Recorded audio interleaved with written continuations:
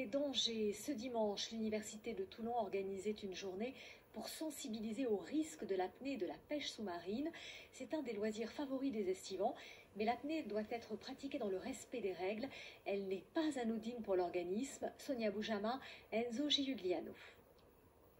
Retrait du masque, sollicitation, insufflation. Sauvetage en cours d'une apnéiste.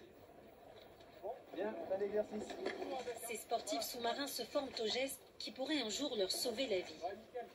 Là, c'était donc une simulation. Là, on s'entraîne à avoir les bons gestes, voilà.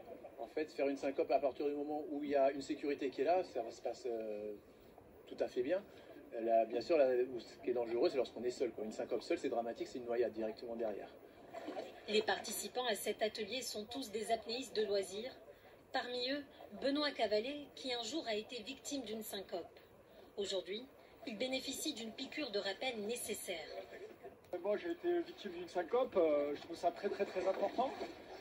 Voilà, donc il faut apprendre les gestes et les répéter pour pouvoir être plongé tout en sécurité. C'est un sport extrême quand même, hein, attention, il faut rester lucide, quoi. La syncope est une perte de connaissance brève qui conduit à un arrêt des fonctions musculaires. En apnée, c'est l'un des accidents les plus récurrents. La syncope peut être mortelle car elle peut aussi entraîner la noyade. En ce début de saison estivale, la sensibilisation est indispensable. Elle se situe à un moment où les gens se remettent à l'eau, surtout après une longue période d'inaction.